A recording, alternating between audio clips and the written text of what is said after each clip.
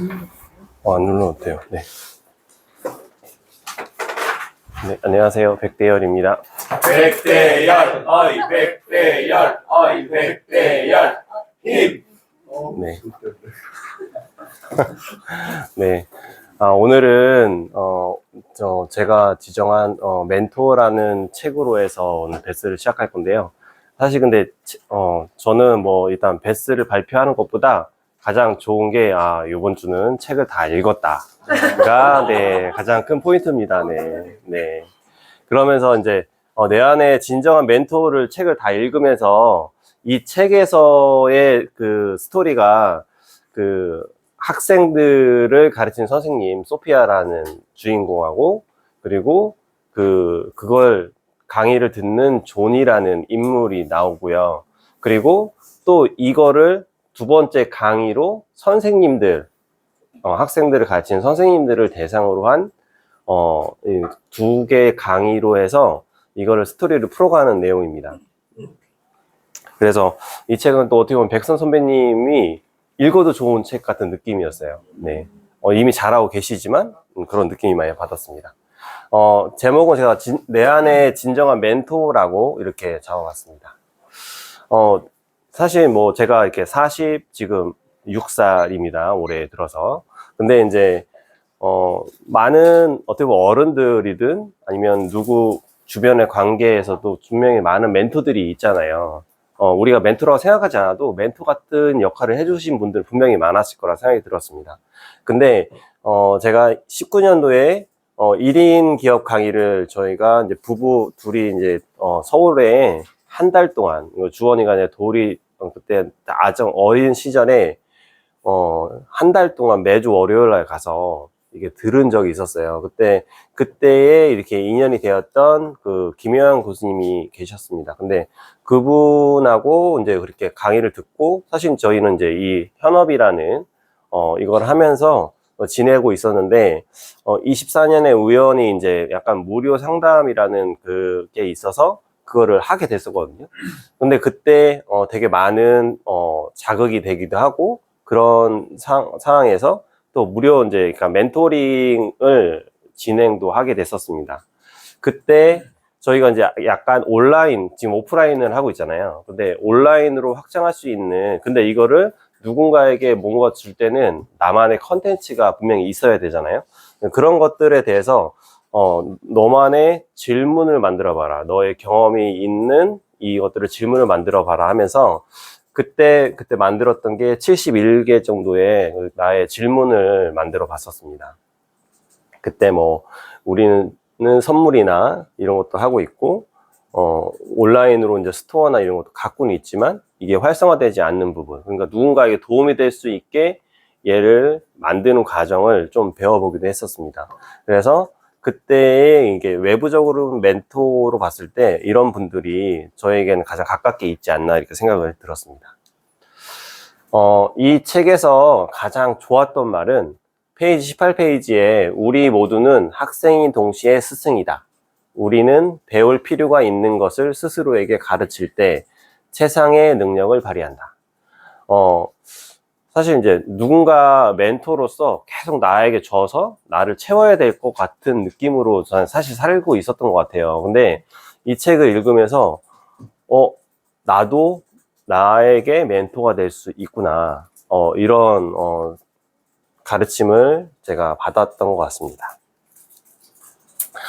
이 책은 이렇게 나만의 1분 원칙이라는 이 3가지 포인트가 있어요. 이게 사실 이 책에서는 다예요. 이거를 학생들과 계속 강의를 하면서 설명을 하고, 이거를 실제 사례들을 계속 하면서 만들어가는 과정으로 실제 적용할 수 있게 만드는 게 이 책의 포인트인데, 1분 목표, 그리고 1분 칭찬, 1분 성찰이라는 이 3가지로 갑니다. 그래서 근데 맨날 1분 목표를 잡는 거다 뭐다 이렇게 하는데 처음에 약간 이해가 안 되기도 하더라고요. 그래서 그런 책의 내용을 계속 바라보면서 조금씩 좀 더 다가갔던 것 같습니다. 그래서 우리가 26년에 새해 목표들을 많이 세우셨을 거 아니에요. 근데 그 목표들이 사실은 이거에 내가 갈 수 있는 방향의 가르침이 되는 거잖아요. 그 부분을 가지고 내가 무언가를 시작을 합니다. 그럼 시작을 했을 때 이게 나에게 좋은 내가 말한 목표가 설정이 된 부분을 갖고 얘기를 할 때는 칭찬을 하고, 목표와 벗어난 행동을 했을 때는 내가 성찰이라는 이 부분으로 해서 이 두 가지를 계속 합니다. 그래서 칭찬이 됐을 때는 그걸로 인해서 더 좋은 이제 새로운 목표를 계속 매일매일 만들어가는 과정이에요. 근데 이 목표를 저희도 한번 쓰면 어딘가에 들어가서 안 나오고 있잖아요. 그래서 내가 26년 1월 1일 날 무슨 계획을 세웠는지 이 자체를 모르고 살다가 26년이 다 끝나고 나서, 야, 맞다, 나 이런 계획을 세웠었구나, 떨쳐보지 않고 있다가 나중에 보니까, 아, 이건 이루었는데 이거는 생각도 못 하고 있었네, 이런 것들이 많잖아요. 그래서 이거를 종이에 써서 계속 갖고 있고, 사실 이거를 시간이 날 때마다 1분 정도만 투자하면 되기 때문에 계속 보고 보는 거라고 해요. 그래서 그거를 계속 나에게 되뇌겨서 하는 방법이고, 성찰은 목표에 부합하지 행동을 했을 때 내가 왜 그런 것들이 내가 뭔가 잘못되고 있었는지, 그런 행동들, 근데 이게 그 행동에 잘못이 있는 거지 나에게 잘못이 있는 것이 아니다라는 것을 해야 된답니다. 왜냐면 내가 자책해서 계속 내가 잘못됐어, 나는 안 돼, 막 이렇게 한다는 거는 안 돼요. 그래서 여기서는 그런 것들을 하면서 계속 이 과정을 거치면서 가는 과정이라고 이 책에 이렇게 나와 있어요. 그래서 사실 저는 이제 많은 목표를 세웠잖아요. 근데 제가 지금 이제 우리가 한 열흘 정도 지났고, 그 중에 내가 그러면은 이 많은 목표들 중에서 한꺼번에 다 실행을 해야지 하면은 내가 이제 버티지 못하고 한 3일 만에 이제 작심삼일처럼 이렇게 될 가능성이 높다고 생각이 들었어요. 그래서 그럼 뭐부터 시작을 할까 이런 생각을 해보면서 처음에 시작을 한 건 주원이와의 배드민턴 치기였습니다. 사실 이제 항상 우리에게 부부에게 숙제가, 코로나 때 이게 남자아이가 막 밖에서 많이 뛰어놀아야 되는 상황에서 뛰어놀지 못하고 계속 안에 가둬두고 간식만 챙겨두고 하면서 이제 결국은 그때에 붙은 살들, 이런 것들이 결국은 지금까지도 이어지고 있어요. 근데 뭐 코로나가 끝나고 그래도 이제 저희가 외부적으로 특공무술이나 이런 거를 가르치면서 확실히 이제 몸의 성장은 좋아지긴 했지만 그래도 아직 좀 관리를 해줘야겠다 생각이 듭니다. 근데 매번 나도 해야지 하는데 계속 나도 핑계를 대더라고요. 그래서 뭐든 해야겠다 해서 이제 크리스마스 때 이제 선물로 이제 배드민턴을, 보통 아이들은 더 장난감이나 이런 뭐 닌텐도 칩 뭐 이런 걸 받고 싶어 했는데 사실은 그걸 안 하고 아빠가 해주고 싶은 선물로 해서 배드민턴을 선물했습니다.